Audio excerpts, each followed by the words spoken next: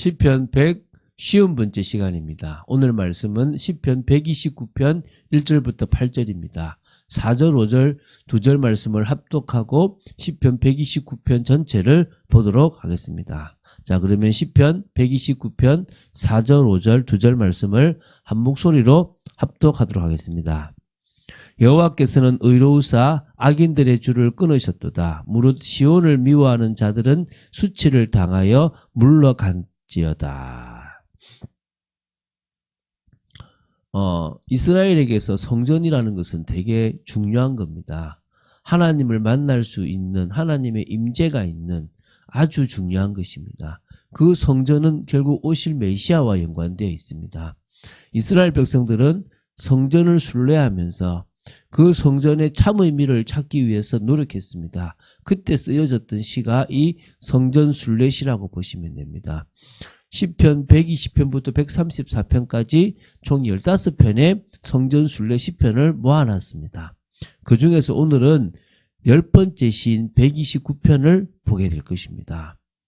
본시는 아마도 예루살렘 성전을 향하여 순례길을 나선 이들에게 시온, 곧 이 예루살렘 중심으로 하나님이 택하신 정말 자기들을 지키시는 하나님의 존재와 그 은혜를 다시 한번 일깨워주기 위하여 성전 순례 시편의 하나로 편집되었다라고 이렇게 편집되었다고 추정합니다. 그러니까 쉽게 생각하면 하나님께서 우리를 정말 당신의 백성으로 삼았다. 그 중심에 성전이라는 것이 있다라는 것을 고백하는 거죠. 저자는 누군지 모릅니다. 미상입니다.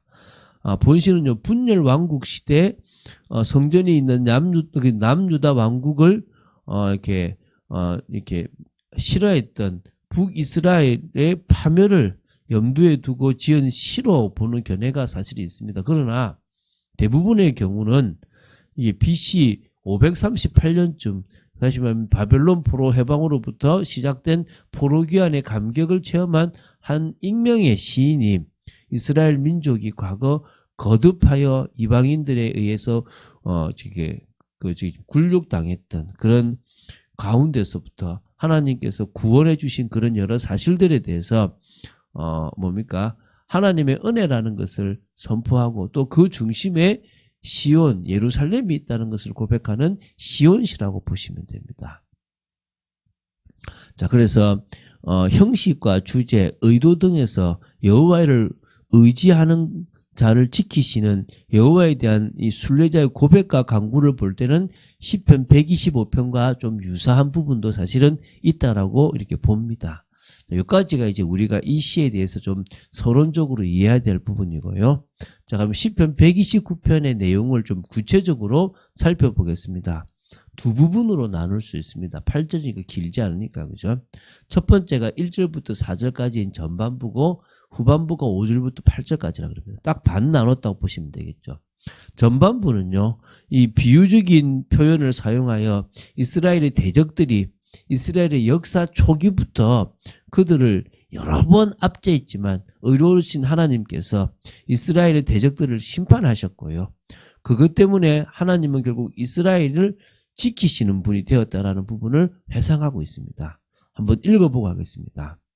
이스라엘은 이제 말하기를 그들이 내가 어릴 때부터 여러 번 나를 괴롭혔도다. 그들이 내가 어릴 때부터 여러 번 나를 괴롭혔으나 나를 이기지 못하였도다. 밭 가는 자들이 내 등을 갈아 그 고랑을 길게 지었도다. 여호와께서는 의로우사 악인들의 줄을 끊으셨도다. 아멘. 여기 보면 이제 이런 어릴 때부터 여러 번 나를 괴롭혔다. 또 그래서 여러분 어릴 때부터 여러 번 나를 괴롭혔다. 이런 표현이 나오고요.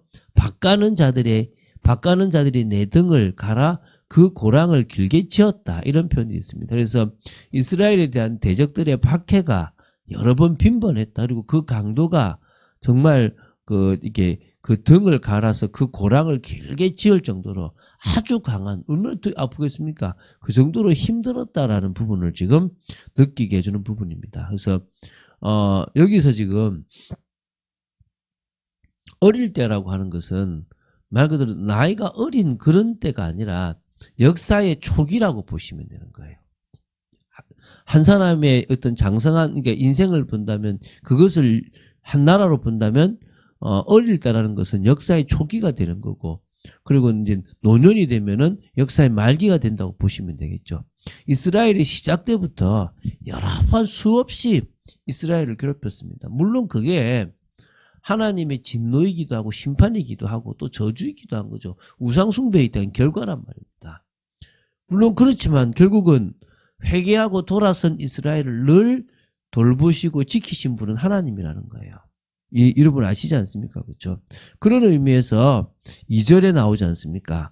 나를 괴롭혔으나 나를 이기지 못하였도다. 결국은 하나님께서 이스라엘이 승리하도록 역사해 주셨다는 겁니다. 그 대적들을 다 물리치게 하셨다는 거예요. 여러 대적들이 있었습니다. 하나님이 다 물리치게 하셨다는 거예요. 그래서 결국 4절에도 이렇게 나오잖아요.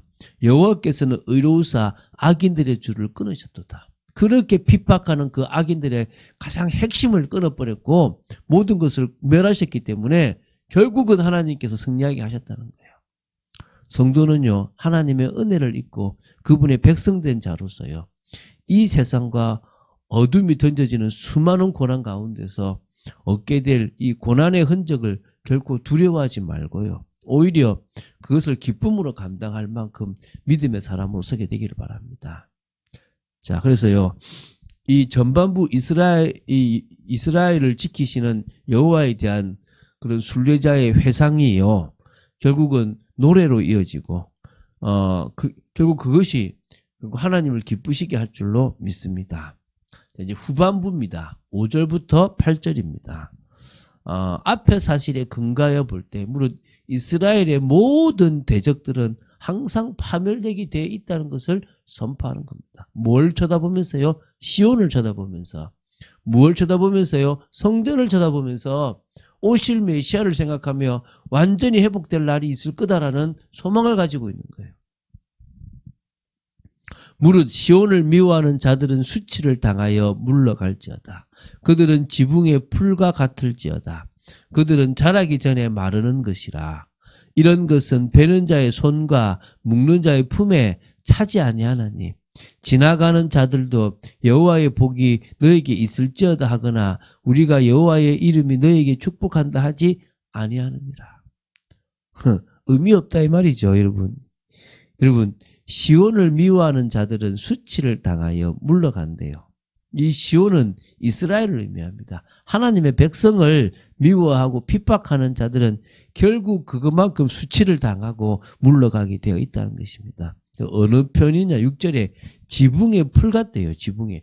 여러분, 지붕 위에 흙으로 이렇게 만들었으면 거기에 풀이 나잖아요. 근데 그 풀은요, 자라기는 합니다. 그런데요, 제대로 자라기 전에 이미 말라버려요. 왜? 뿌리가 없잖아요. 이 뿌리를 내릴 수 있는 흙 토양이 없잖아요. 당연히 말라버리고 그 위에 있는 그 흙은 결국은 햇빛에 같이 마르기 때문에 이게 쉽지 않습니다. 물론 비가 자주 오면 모르겠지만 아니면 어렵습니다. 그리고 이런 것은 베는 자의 손과 묶는 자의 품에 차지도 않아요. 아이고 저것 어디로 가? 아이고 저 의미 없어. 그 정도로 의미 없는 존재가 되어버리는 거예요. 지나가는 자들, 이거 누굽니까? 뭐 여행객이나 나그네나 이런 사람들도 볼 때 보통 지나가면 여호와의 복이 너에게 있을지어다라고 이야기하거나 또 여호와의 이름으로 너를 축복한다 이러거든요. 이게 어떤 개념이냐 그러면요, 이게 지금 룻기에 나오는 것처럼 추수꾼끼리 주고받는 그런 인사말이래요. 그러니까 룻기에 이게 나오고 룻기 2장 4절에 나오는데 이런 표현들이 사실은요, 이런 것도 해주지 않을 만큼 의미 없는 인생이 되어져 버린다는 거예요. 누가요? 이스라엘을 핍박하고 시온을 핍박하고 하나님의 백성을 핍박하는 그들의 모습이 이렇게 된다는 거예요. 누가 만드십니까? 여호와께서 만드신다는 거예요. 여러분, 여러분들의 모습이 힘들다. 물론 여러분이 뿌린 씨앗일 수도 있고 여러분들의 과거에 준비하지 못한 부분일 수도 있을 것입니다. 그런데 그거는 이스라엘 백성도 마찬가지였습니다. 그들은 하나님이 싫어하는 것만 했고 결국은 무너져 버렸습니다. 그런데 회개하고 돌아서고 다시 믿음으로 시작하면 하나님이 힘을 주시고 역사하시는 겁니다. 그게 하나님의 방법이에요. 그럼 뭘 말하는 겁니까? 우리가 지금 하나님의 방법을 안다면 지금 우리 속에 낙심될 것 때문에 지금 남들로부터 무시당할 것 때문에 속지 마시고요. 다시 누구를 바라봅니까? 여호와를 의지하고 의뢰하고 그분을 경외하고 이제 하나하나 준비하면 됩니다. 성공하려고 준비하지 마세요. 이미 우리는 예수 믿는 순간에 성공했다 그러잖아요. 그럼 뭐 하면 됩니까? 하나님의 기준에 만족된 자가 되면 돼요.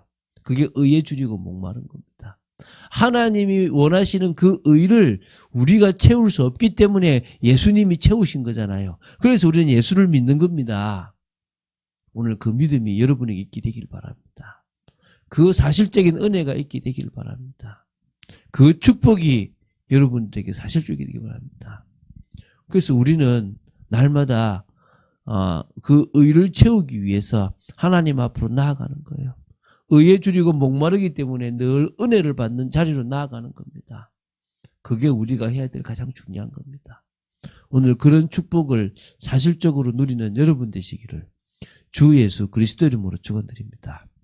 주는 그리스도시요 살아계신 하나님의 아들이심을 고백합니다. 오늘도 또 시편의 말씀을 보게 하심을 감사합니다. 시온을 바라보며 오실 메시아를 또 기대하고 하나님 앞에 믿음으로 섰던 많은 믿음의 선진들처럼 저희들이 정말 이 시대에 오직 그리스도의 언약을 붙잡고 하나님 앞에 믿음으로 서는 저희들 되기 원하며 언약의 비밀을 누리고 참 응답을 누리는 저희들 되도록 지켜 주시옵소서. 주님만을 온전히 바라봅니다. 주 예수 그리스도 이름으로 기도드립니다. 아멘.